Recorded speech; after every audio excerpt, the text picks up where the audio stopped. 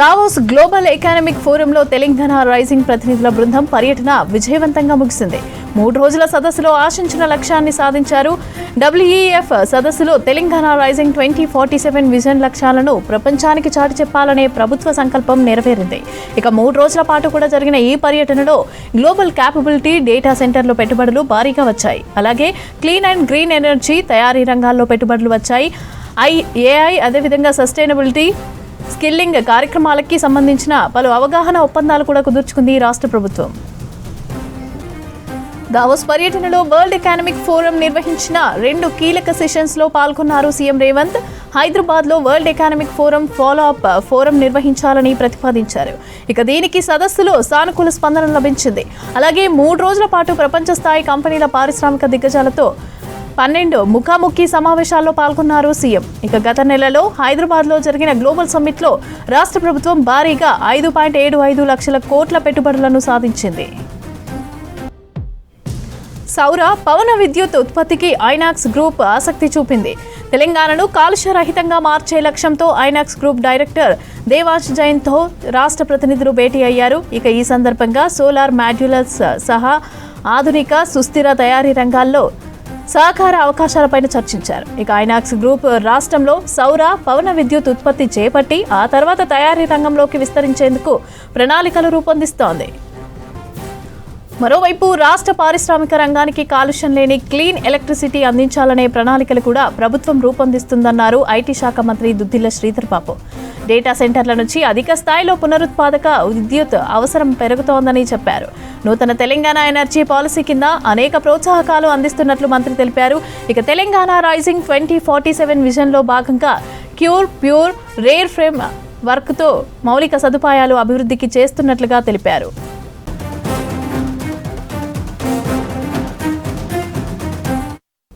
దావోస్లో ప్రపంచ ఆర్థిక వేదికలో గోద్రేజ్ ఇండస్ట్రీస్ చైర్మన్తో మంత్రులు భేటీ అయ్యారు. ఆయిల్ పామ్లో AI వినియోగం, హైదరాబాద్లో ఉన్న Godrej cream line dairy plant 150 కోట్లతో విస్తరించే అవకాశాలపైన చర్చించారు. ఇక భారత్ ఫ్యూచర్ సిటీ నివాస ప్రాంతంలో భారీ గృహ నిర్మాణాల ప్రాజెక్టులు చేపట్టే అంశంపైన కూడా డిస్కస్ చేశారు. నాదిర్ గోద్రేజ్ను హైదరాబాద్కు రావాలని మంత్రి శ్రీధర్ బాబు ఆహ్వానించారు.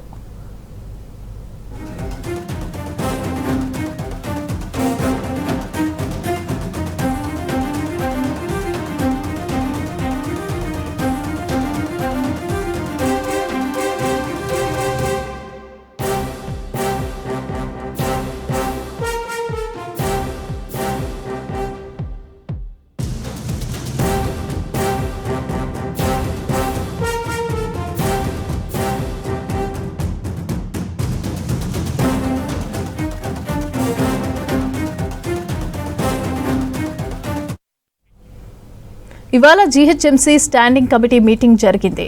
ఇక మేయర్ గద్వాల విజయలక్ష్మి అధ్యక్షతన స్టాండింగ్ కమిటీ ఉంటుంది. ఇక ఆ పాలక వర్గానికి ఇదే చివరి స్టాండింగ్ కమిటీ సమావేశం కానుంది. నగరంలో పలు అభివృద్ధి పనులతో పాటు రోడ్డు విస్తరణ పనులపైన కూడా స్టాండింగ్ కమిటీలో చర్చించనున్నారు. బేగం బజార్ ఫిష్ మార్కెట్లో షాప్స్ ను గంగాపుత్ర కమ్యూనిటీకి వారికి ఇచ్చేందుకు నిర్ణయం తీసుకోనున్నారు సభ్యులు.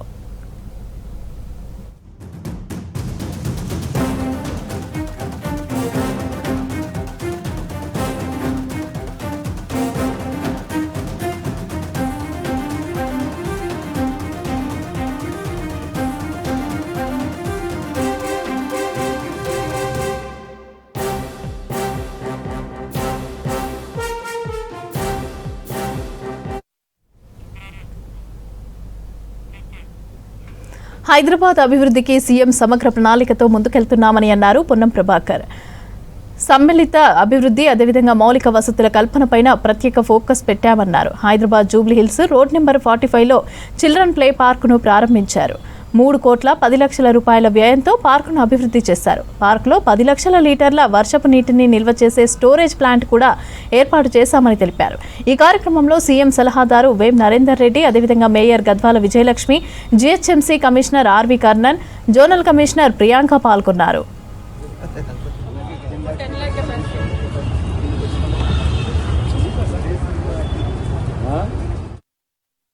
జూబ్లీ హిల్స్ రోడ్ నెంబర్ 44-45 మధ్యలో ఖాళీగా ఉపయోగంలో లేకుండా ఉన్నటువంటి 1 ఎకరా 13 గుంటల్ని ముఖ్యమంత్రి గారి సూచన మేరకు మేయర్ గారి నాయకత్వంలో దాదాపు 3 కోట్ల రూపాయలు ఖర్చు పెట్టి వర్షపు నీటిని నిల్వ చేసేటువంటి దాదాపు 10 lakhs లీటర్స్ కు సంబంధించిన ఒక స్టోరేజ్ పాయింట్ను, దానిపైన ప్లే గ్రౌండ్ను, అదేవిధంగా గ్రీనరీ, చిల్డ్రన్స్ ప్లే గ్రౌండ్, అదేవిధంగా వాకింగ్ ట్రాక్స్ను, యోగా తదితర అంశాలతోటి ప్రాంతానంతా చాలా అద్భుతంగా డెవలప్మెంట్ చేయడం జరిగింది. ఈ ప్రాంతంలో నివసించే వారందరికీ కూడా ఒక రిలాక్స్ మోడ్లో పిల్లలు తీసుకొని వచ్చి అటు చిల్డ్రన్స్ కిడ్స్ ప్లే గ్రౌండ్తో పాటుగా వాకింగ్ ట్రాక్ చేసుకుంటూ ఎంటర్టైన్మెంట్ చేసుకునేటువంటి అవకాశం ఉంది. దీన్ని ప్రజలందరూ కూడా ఉపయోగించుకునే విధంగా ఈరోజు ప్రారంభం చేస్తా ఉన్నాం. దీన్ని కాపాడుకుంటూ ఇంకా అభివృద్ధిలోకి తీసుకొచ్చే విధంగా ఈ ప్లే గ్రౌండ్ ను వాడుకోవాలని, అదేవిధంగా ముఖ్యమంత్రి గారు హైదరాబాద్ సంబంధించినటువంటి ఒక విజన్ చేసుకుని హైదరాబాద్ లో అభివృద్ధికి సంబంధించి అన్ని రకాల ప్రణాళికలు చేస్తున్నారు. ఒకవైపు ఇన్ఫ్రాస్ట్రక్చర్ డెవలప్మెంట్ తో పాటుగా మౌలిక సదుపాయాలు, డ్రైనేజ్ సిస్టమ్ కావచ్చు, డ్రింకింగ్ వాటర్ కావచ్చు, లేదా ఇతరత్ర అన్ని అంశాల మీద వారే మున్సిపల్ శాఖ మంత్రిగా అన్ని రకాల అభివృద్ది, ఇంక్లూజివ్ గ్రోత్ ఉండాలి. హైదరాబాద్ రాబోయే తరం అవసరాలకు సరిపోయే విధంగా ఉండాలనే ఆలోచనతోటి ఇవన్నీ కూడా జరుగుతున్నాయి. పార్కుల ఏర్పాట్లు కావచ్చు, తదితర అన్ని కూడా ఇది హైదరాబాద్ సంబంధించి రాబోయే కాల ప్రజల అవసరాలకు అనుగుణంగా అన్ని రంగాల్లో అభివృద్ది చేసే దిశగా దేశ ప్రజలను సహస్రావధాని గరికపాటి ప్రవచనాలు చైతన్యపరుస్తాయని అన్నారు రాష్ట్ర కార్మిక, ఉపాధి, మైనింగ్ శాఖ మంత్రి వివేక్ వెంకటస్వామి. హైదరాబాద్లోని శ్రీ వాసవి ఆర్ట్స్ అవోపా సంగీత సాహిత్యాలతో సాంత్వన కార్యక్రమం నిర్వహించారు. ఈ కార్యక్రమంలో రాష్ట్ర మంత్రి వివేక్ వెంకటస్వామి హాజరయ్యారు. గరికపాటి ప్రవచనాలు, అదేవిధంగా చిన్నారుల నృత్యాలు అలరించాయి. రామాయణంతో కూడిన ప్రవచనాలు ప్రజల్లో ఆత్మస్థైర్యం నింపుతాయని అన్నారు మంత్రి Vivek. University and having got a pay package of nearly 33 lakhs. These are all indicating how good these institutions are being run, how valuable, how they created value over so many years. And one of the points which all of us must remember is, if you want to have long-term consistency, if you want to have long-term objectives, you want to have long-term success, you all need to bank on some values, bank on some discipline. Without these two qualities, I don't think this university would have lasted for 45 years. Because I actually, I don't know from where to start, but I'll just start from my schooling days. I am a product from Hyderabad Public School, and I graduated from school, and then, as Mr. Srinivasa said, I went to medical school, finished medicine. But after finishing medicine, I had an opportunity to go to USA. A lot of my colleagues, friends and all were going to USA. But Mr. Srinivasa, as he said, my father was a political leader in Telangana, in Andhra Pradesh. He came up from humble beginnings. He achieved a good name, good legacy and all. So when he was also a trade union leader. He was a leader for the labor working class. All of us must be disciplined. We need to know that we have to do things as per the protocols. The college has some protocols. Your home has got some protocols. So if you create a good base from now onwards, be disciplined, be hardworking, because when I got into business, I didn't know anything. The only thing I knew was, my goal was, I have to make this industry a success. And today we have industries in over 12 states. And as I was telling you, we have 5,000 employees. All of them, even during the COVID time, we paid all our employees, we gave increments to all our employees. All that was possible because of the financial discipline we had in our industry. దేశాన్ని క్రీడల హబ్గా తీర్చిదిద్దాలని ప్రధాని మోదీ కంకణం కట్టుకున్నారన్నారు governor Jishnu Dev Varma. LB స్టేడియంలో ఖేల్ మహోత్సవాన్ని ప్రారంభించారు. కార్యక్రమానికి కేంద్ర మంత్రి కిషన్ రెడ్డి సహా బీజేపీ అగ్రనేతలు, బ్యాడ్మింటన్ కోచ్ గోపీచంద్, సైనా నెహ్వాల్ హాజరయ్యారు. ఎంతో మంది ప్రధానులు దేశానికి సేవలందించిన మోదీ ఒక విజన్తో పాలన అందిస్తున్నారని కొనియాడారు. ఇక దేశంలో క్రీడలను ప్రోత్సహించాలనే ఉద్దేశంతో ఖేల్ మహోత్సవాన్ని నిర్వహిస్తున్నామని అన్నారు కేంద్ర మంత్రి కిషన్ రెడ్డి. దేశవ్యాప్తంగా ఉన్న అన్ని పార్లమెంటు నియోజకవర్గాల్లో క్రీడా పోటీలు నిర్వహిస్తున్నామని చెప్పారు. ఇక ప్రపంచ క్రీడల్లో మన దేశం రాణించాల్సిన అవసరం ఉందని చెప్పారు.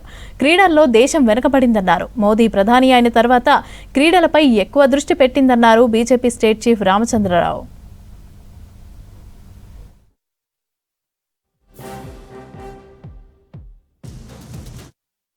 और स्पोर्ट्स केवल मात्र क्रीड़ा केवल मात्र गोल्ड मेडल सिल्वर मेडल के नहीं है, जैसे कि गोपीचंद जी बोल रहे थे. इसमें हमारा जो राष्ट्र के आत्मसम्मान एंड सेल्फ कॉन्फिडेंस आत्मविश्वास प्रकाशित होता है. It is through sports that our self respect and self confidence are best shown to the world. And our prime minister, there have been many prime ministers in India. Our prime minister, the present prime minister Sri Modi ji, is a prime minister who will be remembered not only for his policies but for his ability to turn those policies into great movements. Swachh Bharat ek aandolan ban gaya hai. He has made it into an aandolan. He has taken yoga to the international level. Yoga ko ek international movement mein. So that is his unique capability as a leader to turn policies into public movements. Of just a policy into a mass movement is something that only a visionary leader can do, and it has been done in India today. And I am very happy to see that in Telangana the honorable minister has organized this Mahotsav, Pradhan Mantri Khel Mahotsav, and such a large number of athletes and players and sports lovers will be taking part.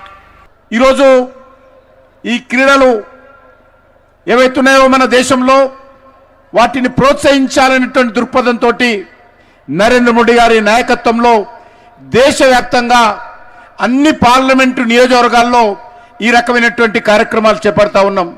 Sports competitions నిర్వహించి రానున్న రోజుల్లో మనం క్రీడా రంగంలో భారతదేశము ప్రపంచ స్థాయిలో రాణించాల్సినటువంటి అవసరం ఉంది. ఎందుకంటే మనము జనాభాలో నెంబర్ 1, యూత్ పాపులేషన్లో నెంబర్ 1, విద్యార్థులలో కూడా ప్రపంచంలోనే అత్యధికమైనటువంటి విద్యార్థులు మన దేశంలో ఉన్నారు. కానీ క్రీడల్లో మన అనేక రకాలుగా మనం వెనుకబడి ఉన్నాం. మోడీ గారు ప్రధానమంత్రి అయిన తర్వాత ఈరోజు మరి అనేక రకాలుగా ప్రోత్సహిస్తూ ఉన్నారు. ఏదైనా ఇంటర్నేషనల్ ఛాంపియన్షిప్కు ఏ క్రీడాకారులు వెళ్ళాలన్నా ముందుగా ప్రధానమంత్రి గారు స్వయంగా వాళ్ళతో మాట్లాడి వాళ్ళ వెన్ను తట్టి ప్రోత్సహిస్తూ ఉన్నాడు. ఎవరైనా దురదృష్టవశాత్తు మనం ఓడిపోతే కూడా మరుక్షణమే ప్రధానమంత్రి గారు వారు ఏ దేశంలో కూడా ఆడుతున్నప్పుడు కూడా వాళ్ళకు ఫోన్ చేసి నిరుత్సాహపడకూడదు, ఓడిపోయినంత మాత్రాన దేశ ప్రజలందరూ మీ వెనుక ఉన్నారు, నెక్స్ట్ టైం మళ్ళీ మనం ప్రయత్నం చేసి గెలుద్దాము, మీరు ధైర్యంగా ఉండండి చెప్పి ఓడిపోయినప్పుడు కూడా మన క్రీడాకారులకు ధైర్యం చెప్తున్నటువంటి వ్యక్తి మన ప్రియతమ నాయకుడు ప్రధానమంత్రి నరేంద్ర మోడీ గారు అని చెప్పి సందర్భంగా వనియేస్తా ఉన్నాను. ఏది అడిగితే ఈరోజు భారత ప్రభుత్వము ఆ క్రీడాకారులకు వాళ్ళకు ఆ రకమైనటువంటి సదుపాయం కల్పించి ప్రోత్సహిస్తూ ఉన్నదనే విషయాన్ని కూడా ఈ సందర్భంగా వనియేస్తున్నాను. అంతేకాకుండా వచ్చే కామన్వెల్త్ గేమ్స్ ఏవైతున్నాయో ఈరోజు అవి భారతదేశంలో జరగబోతా ఉన్నాయనే విషయాన్ని కూడా ఈ సందర్భంగా వనియేస్తున్నాను. అంతేకాకుండా ఒలింపిక్స్ను కూడా ఈరోజు మనం బిడ్డింగ్ చేస్తూ ఉన్నాం. ఒలింపిక్స్ కూడా వచ్చే ఒలింపిక్స్ భారతదేశంలో తీసుకురావాలి, భారతదేశంలో నిర్వహించాలనేటువంటి పట్టుదలతో మన ప్రధానమంత్రి గారు ప్రయత్నం చేస్తూ ఉన్నారనే విషయాన్ని ఈ సందర్భంగా వనియేస్తున్నాను. స్పోర్ట్స్ ఫెస్టివల్ లాగానే జరుపుకోవాలి మనం అనేది ప్రతి రంగంలో మన అందరం కూడా భారతదేశం ముందుకు పోతుంది. క్రీడా రంగంలో కూడా మనం ముందుండాలి అని చెప్పేసి క్రీడాకారులని ప్రోత్సహించడానికి ఈ కార్యక్రమం తీసుకోవడం జరిగింది. చాలా సంతోషం. సికింద్రాబాద్ పార్లమెంట్లో జరుగుతున్నటువంటి ఈ కార్యక్రమంలో దాదాపు 35,000 మంది ఈ యొక్క కార్యక్రమాల్లో రిజిస్టర్ చేయించుకున్నారు. మన అనేక స్పోర్ట్స్ కూడా దీంట్లో ఈరోజు ఉన్నాయి. క్రికెట్, ఫుట్బాల్, రకరకాలైనటువంటి స్పోర్ట్స్ ఈరోజు మన దగ్గర హైదరాబాద్ ఆడేవాళ్ళు ఉన్నారు. బ్యాడ్మింటన్, ఇవన్నీ కూడా ఇక్కడ పార్టిసిపేట్ చేసి మీరందరూ కూడా ఈ యొక్క స్పోర్ట్స్ని యువతలో ముందుగా తీసుకోపోవాల్సిన అవసరం ఉన్నది. మనం చూస్తూ ఉన్నాం హైదరాబాద్లో ఒకవైపు డ్రగ్స్ కల్చర్ పెరుగుతున్నటువంటి ఒక నేపథ్యంలో స్పోర్ట్స్ ద్వారా మనం ఆ కల్చర్ని ఆపొచ్చు అని చెప్పి నా పూర్తి నమ్మకం. విద్యార్థుల్ని, యువతని, ఇంట్లో తల్లిదండ్రులు కూడా స్పోర్ట్స్లో పిల్లల్ని పార్టిసిపేట్ చేసేటటువంటి ఒక ప్రోత్సాహన చేయాలి, ఎంకరేజ్ చేయాలని చెప్పేసి కూడా కోరుతూ I'm so happy from last few years the sports are doing amazingly well. Especially हमारे हैदराबाद में तो हम सब लोग I think sports को बहुत seriously ले रहे हैं और बहुत अच्छा कर रहे हैं. And I'm so proud to be here. जहाँ पे मैंने खेलना शुरू किया था, आज मैं वहाँ पे चीफ गेस्ट बन के आई हूँ. So I would like to thank Kishan Reddy sir for having me here. और नरेंद्र मोदी सर का तो लास्ट आई थिंक 10-12 ईयर्स से जितना इंटरेस्ट स्पोर्ट्स में है, I think it's really nice. वो हमेशा जो भी स्पोर्ट्स में हम अच्छा करते हैं, अच्छा परफॉर्म करके आते हैं, he is always there to support us. और इतने सालों से I can only see that the sports are growing in India. And I hope in the future हमारे पास फ्यू मेडल्स नहीं, इतने सारे मेडल्स आए कि we can proudly say that India is also a sporting nation. So I am very very happy to be here. And I think in future हमारे पास sports का क्रेज़ ऐसा हो कि पूरा स्टेडियम फुल हो जाए. क्रिकेट में तो होता ही है, बट दूसरे स्पोर्ट्स में भी ऐसा हो जाए.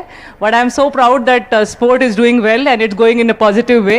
నరేంద్ర మోడీ గారు వచ్చిన తర్వాత లాస్ట్ 12 ఇయర్స్లో చూసుకున్నట్లయితే స్పోర్ట్స్కి చాలా మట్టుకి ఎంకరేజ్మెంట్ పెరగటం జరిగింది. ఈరోజు మనకి భారతదేశంలో స్పోర్ట్ అనేది ఒక కెరియర్ లాగా భావించాల్సిన అవసరం ఉంది అని నరేంద్ర మోడీ గారు చెప్పడం జరిగింది. నాకు మేము 2014 కామన్వెల్త్ గేమ్స్కి గెలిచిన తర్వాత, మెడల్స్ తర్వాత వచ్చినప్పుడు ప్రధానమంత్రి గారు చెప్పిన మాటలు ఇది: ఏ దేశమైనా, ఏ ప్రదేశమైనా, ఏ community, race or culture grows because of pride. And every success of sports persons brings pride to the people, which is most important for development to happen. So ఇలాంటి విషయాలు మనకి చాలా అవసరం. మనకి స్పోర్ట్ అనేది హెల్త్, ఫిట్నెసే కాకుండా ఒక నేషనల్ ప్రైడ్ని తీసుకురావటం అనేది జరుగుతుంది. దానివల్ల మనము, మన దేశము, మనం గర్వంగా చేసుకోవాలి. మనం గెలిస్తే మనం గొప్పవాళ్ళము అనే ఒక ఫీలింగ్ తోటి మనం చేయటం వల్ల మన ఏ పని చేసినా కూడా దాంట్లో బాగా చేస్తామనే ఉద్దేశంతో స్పోర్ట్స్ని ప్రోత్సహించడం జరుగుతుంది.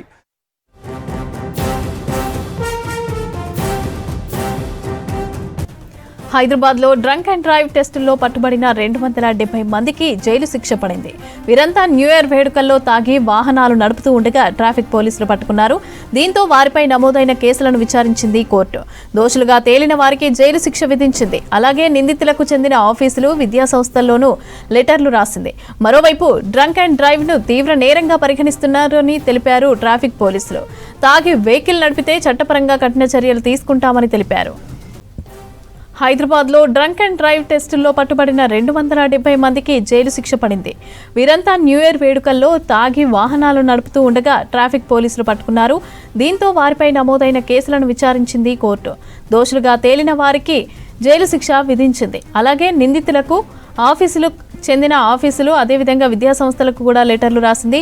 మరోవైపు డ్రంక్ అండ్ డ్రైవ్ ను తీవ్ర నేరంగా పరిగణిస్తున్నారని తెలిపారు ట్రాఫిక్ పోలీసులు. తాగి వెహికల్ నడిపితే చట్టపరంగా కఠిన చర్యలు తీసుకుంటామని తెలిపారు.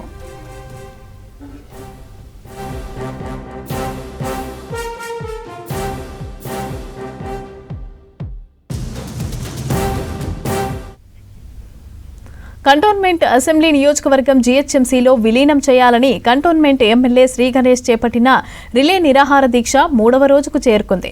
కార్ఖానా అంబేద్కర్ విగ్రహం దగ్గర ఇవాళ కంటోన్మెంట్ మహిళలతో కలిసి రిలే నిరాహార దీక్ష చేస్తున్నారు ఎమ్మెల్యే. ఈ దీక్షకు పెద్ద సంఖ్యలో మద్దతు తెలిపారు మహిళలు.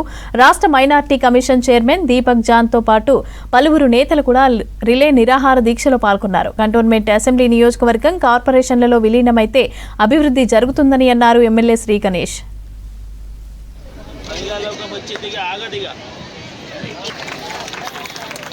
మహిళలందరూ చెప్పారు, అన్న ఈ బాధలు అందరికన్నా ఎక్కువ మాకు తెలుసు, ఈ బాధలు ఎక్కువ మేమే భరిస్తున్నాం కాబట్టి రేపు దీక్షలో మేము కూర్చుంటామని ఈరోజు మహిళలందరూ కూర్చోవడం, దీక్షలో ముందు కానీ పైన కానీ మహిళలే ఉన్నారు. మహిళలు ఏమంటారు అంటే మాకు రోడ్ల సమస్య, డ్రైనేజ్ సమస్య, త్రాగునీటి సమస్య, కరెంటు సమస్య, అంటే ఇది స్ట్రీట్ లైట్ సమస్య కావచ్చు, కమ్యూనిటీ హాల్స్ కావచ్చు, చెత్త సమస్య కావచ్చు, ప్రతిదీ ఈ సమస్యలుగా ఉంది. ఎన్నో సంవత్సరాల నుంచి ఈ సమస్యని మేము అట్లనే ఎప్పుడు తీరుతని ఆలోచిస్తున్నాం కానీ కీర్త లేదు. ఎవరో ఒక ఎలక్షన్లు అవుతుంది, ఎలక్షన్ల ద్వారా ఎవరో రిప్రజెంటేటివ్ ఉంటారు, వాళ్ళ ద్వారా మంచిది అవుతుంది. కార్పొరేషన్లో విలీనం అయితే డబ్బులు వస్తుంది, డెవలప్మెంట్ అవుతుంది. ఈ యొక్క బోర్డులో నిధులు లేవు, నిధులు లేని బోర్డు ద్వారా నష్టమవుతుంది. కాబట్టి ఈరోజు మహిళలందరూ మేము కూర్చుంటున్నారు.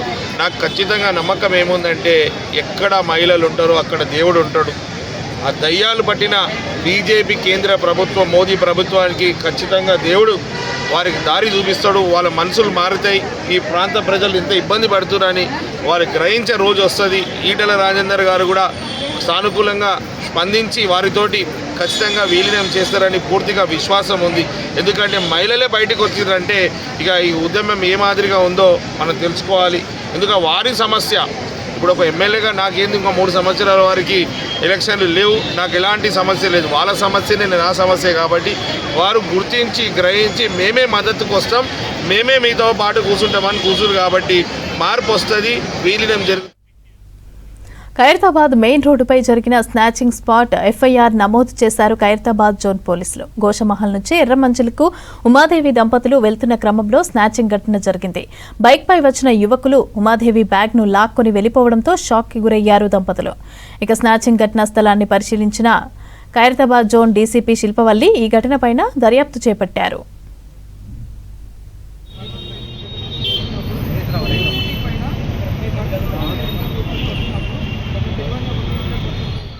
తీసుకొస్తున్నారు. ఇక్కడ సార్ వాళ్ళకి చెప్పాను, వాడిని వెంబడించి మెట్రో లైన్ మొత్తం వెళ్ళాక అక్కడ పోలీస్ వాళ్ళు వెతికి టీసీవి మొత్తం చూపించారు. మళ్ళా ఈ స్టేషన్ అని వీళ్ళకి అప్పగించారు. వీళ్ళు యాక్షన్ తీసుకున్నారు.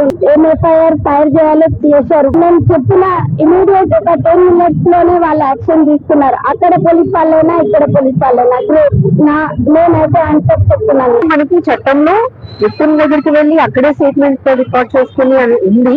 దాన్ని ఇంకా కూడా ఎంఫోర్స్ చేస్తూ లోయర్ లెవెల్ స్టాఫ్ వరకు కూడా వాళ్ళకి ఎంపవర్ చేస్తూ ఒక బీసీకో ఒక పార్టీ కార్కో ఒక 500 వస్తే మనం అందరం వెళ్తాం. అక్కడికి స్టాఫ్ వెళ్తారు, బీసీ వెళ్తారు, ఇన్స్పెక్టర్ వెళ్తారు, ఎస్ఐ వెళ్తారు. కానీ అక్కడ అంతా సీన్ అంతా చూసుకున్నాక జనరల్ ప్రాక్టీస్ ఏంటంటే స్టేషన్ కి వచ్చి కంప్లైంట్ ఇవ్వండి అంటాం. స్టేషన్ కి వచ్చాక మళ్ళీ రిసెప్షన్, మళ్ళీ అడ్మినిస్ట్రేషన్, మళ్ళీ అట్లా కాకుండా ఎప్పుడైతే మనం సీన్ కి వచ్చామో ఆ విక్టిమ్ కి ఏదైతే చాయిస్ ఉంటుందో, తనకి ఇంటి దగ్గర కంఫర్ట్ అయితే ఇంటి దగ్గర, లేదు some other place wherever they are comfortable, హాస్పిటల్లో అవ్వచ్చు, or if they are comfortable in police station also, that is fine. So victim కి ఎక్కడ కంఫర్టబుల్ గా ఉంటుందో అన్న ఉద్దేశంతో అక్కడ మాత్రమే మనం వెళ్ళి అక్కడ వాళ్ళ కంప్లైంట్ తీసుకొని దానిని స్టేషన్ కి పంపించి ఎఫ్ఐఆర్ చేసి ఇమీడియట్ గా ఎఫ్ఐఆర్ కూడా ఫిజికల్ కాపీ కానీ సాఫ్ట్ కాపీ కానీ వాళ్ళకి ఇవ్వాలనే ఉద్దేశంతో తెలంగాణ పోలీస్ ఈ రోజు ఈ ఇనిషియేటివ్ తీసుకొచ్చింది. విక్టిమ్స్ ఇబ్బంది పడకుండా ఇమీడియట్ ఇన్వెస్టిగేషన్ ప్రాసెస్ స్టార్ట్ చేయడం కోసం అని చెప్పి ఈ విక్టిమ్ సెంట్రిక్ పోలీసింగ్. మేడ్చల్ జిల్లా షామీర్పేటలో రోడ్డును కబ్జా చేసి నిర్మించిన ప్రహరీ గోడను కూల్చేశారు హైడ్రా అధికారులు. ఫ్రెండ్స్ కాలనీలోని గత 30 ఏళ్లుగా 20 ఫీట్ల రోడ్డు కబ్జా చేసి ప్రహరీ గోడ కట్టారు. కాలనీ వాసుల కంప్లైంట్తో హైడ్రా అధికారులు అక్రమ నిర్మాణాన్ని కూల్చేశారు. ఇక ప్రహరీ గోడను కూల్చి రోడ్డు డైరెక్షన్ ఇవ్వడంతో కాలనీ వాసులు హర్షం వ్యక్తం చేస్తున్నారు.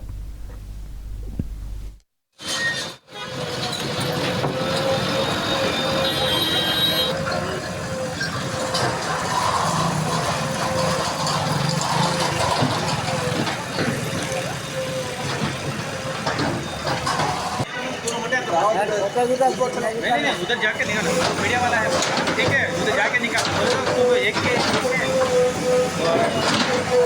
ना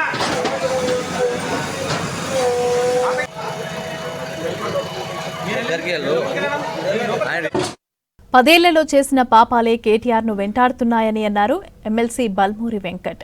ట్యాపింగ్ కేసులో దొరికిపోతామన్న భయం కనిపిస్తోందని తెలిపారు. ప్రతిపక్ష నేతల ఫోన్లు ట్యాప్ చేయడం సాధారణమని కేటీఆర్ మాట్లాడడం సిగ్గుచేటన్నారు.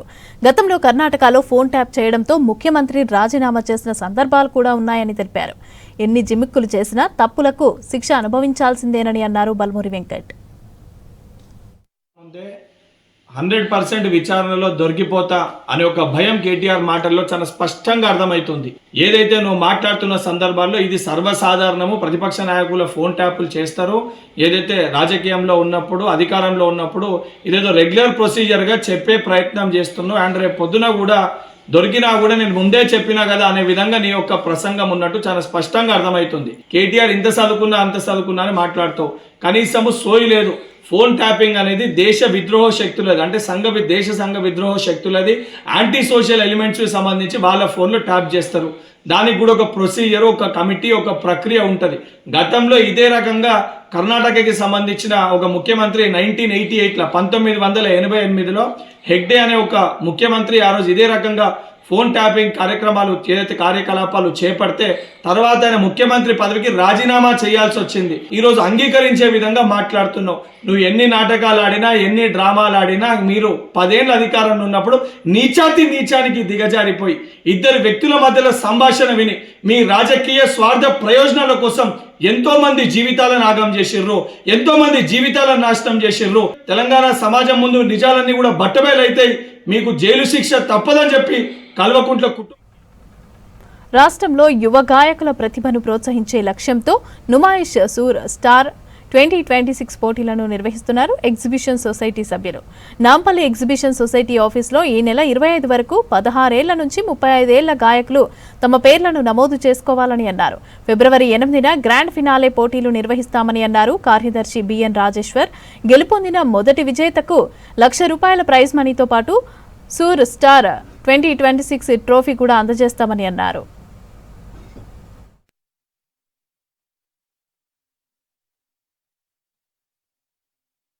One of the objectives of our exhibition society is to promote art.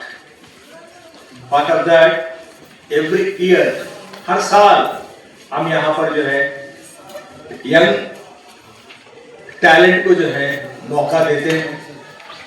यहाँ पर स्टेज पे वो लोग आके परफॉर्म करते हैं और अच्छा रिकॉग्निशन मिलता है. That is done every year. But this year, our convener, cultural subcommittee, Mr. Mukhir Haider, and other youngsters have thought of coming out with an innovative program that is identifying a Sur star. You know what is Sur? And Sur ka star. तो सुर का star जो है उसको ताज को सुर बनाना है. So we are going to find that talent. We have already had a very good response. Numayish Sur Star 2026.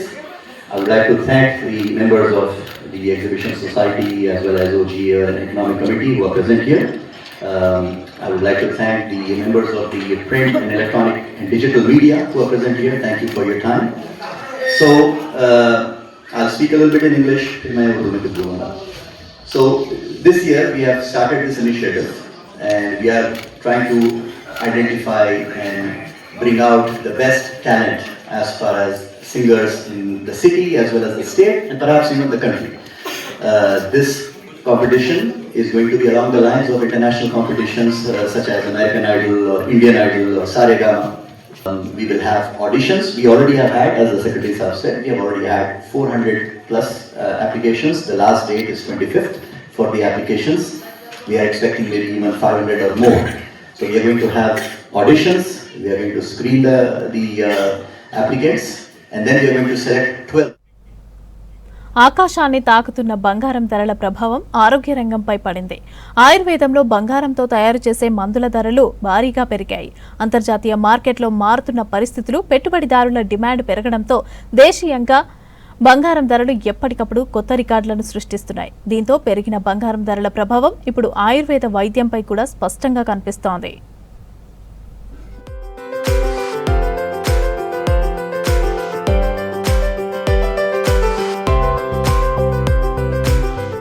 దేశవ్యాప్తంగా బంగారం రేట్లు భారీగా పెరుగుతున్నాయి.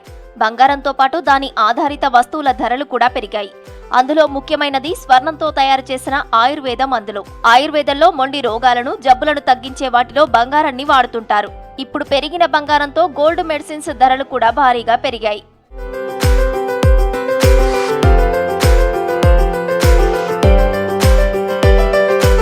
బంగారంతో తయారు చేసే ప్రత్యేకమైన ఆయుర్వేద ఔషధాన్ని స్వర్ణ భస్మం అంటారన్నారు ఆయుర్వేదం డాక్టర్లు. ఆకుతో తయారు చేసే మందుల్లో కొంతమేర 10 నుంచి 100 మిల్లీగ్రాముల బంగారం కలపడం ద్వారా అనేక ప్రయోజనాలు చేకూరుతాయని తెలిపారు. ముఖ్యంగా రోగనిరోధక శక్తి పెంచడం, గుండె ఆరోగ్యం, నరాల సంబంధిత సమస్యల పరిష్కారం, జీర్ణక్రియ మెరుగుదల, యాంటీ ఏజింగ్ లో ఉపయోగపడతాయన్నారు. గవర్నమెంట్ ఆయుర్వేద హాస్పిటళ్లలో స్వర్ణ భస్మం సప్లై ఉండదంటున్నారు. స్వర్ణ భస్మం ధర అధికంగా ఉండటంతో ప్రత్యామ్నాయ ఔషధాలను ఇస్తుంటామన్నారు.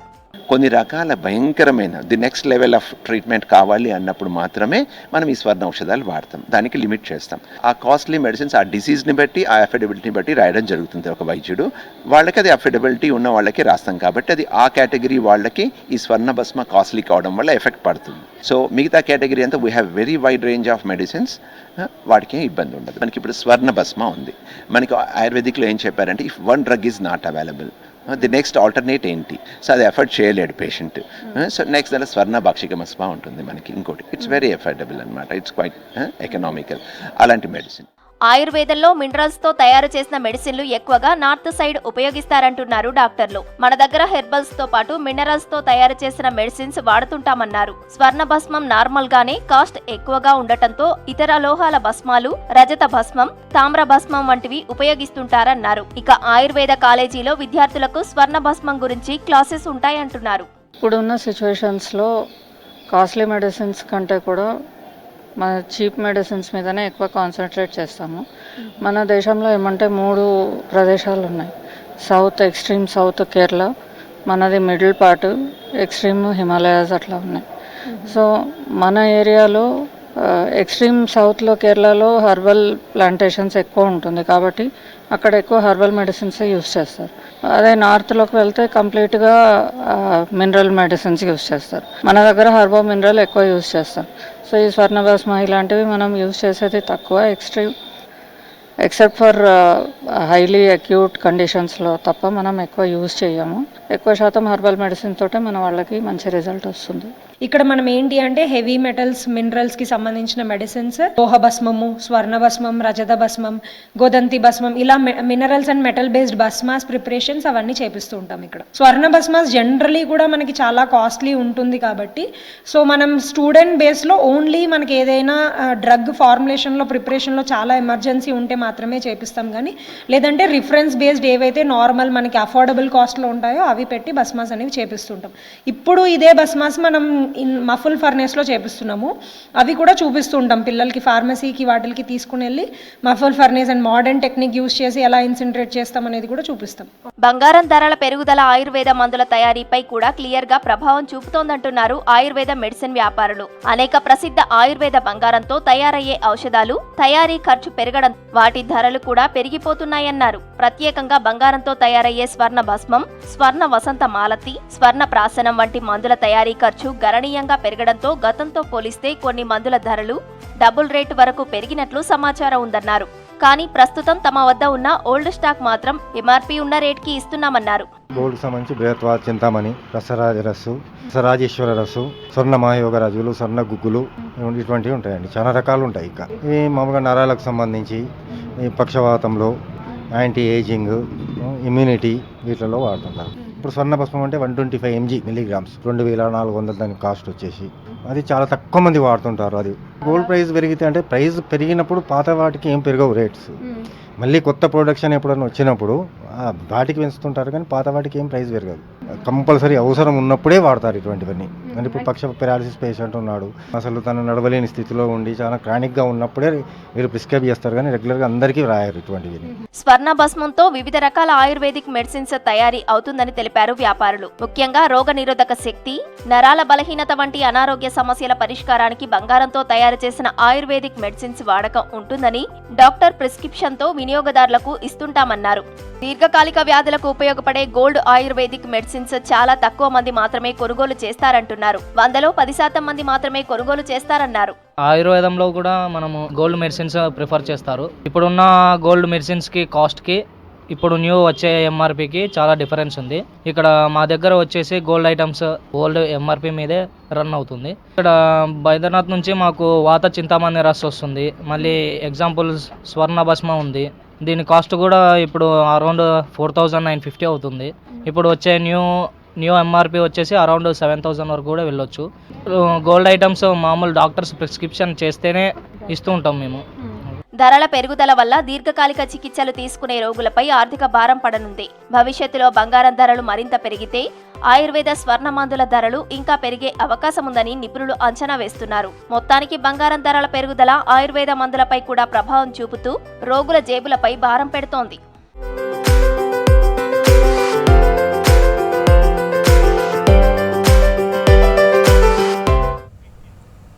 ఇండియాలో ప్రజాదరణ పొందిన ice cream brand Arun ice cream కొత్త గిన్నిస్ వరల్డ్ రికార్డు సృష్టించింది.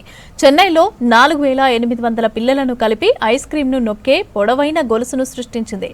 గత రికార్డు 15 సంవత్సరాల క్రితం కెనడాలో సుమారు 2500 మంది విద్యార్థులతో గిన్నిస్ రికార్డు నెలకొల్పారు.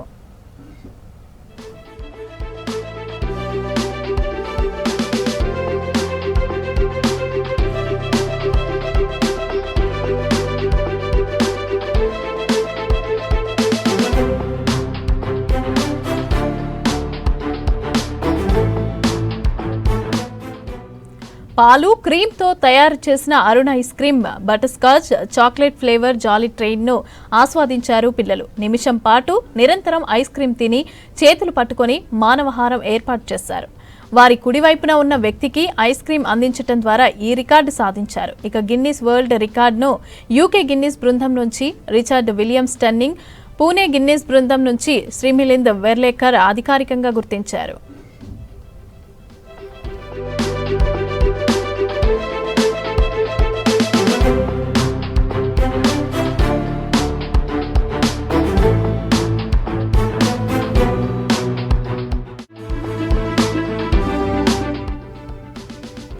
గిన్నిస్ వరల్డ్ రికార్డు ప్రపంచ వేదికపై అరుణ్ ఐస్ క్రీమ్ ప్రధాన మైలురాయిని సాధించిందని అన్నారు సంస్థ చైర్మన్ ఆర్జీ చంద్రమోహన్.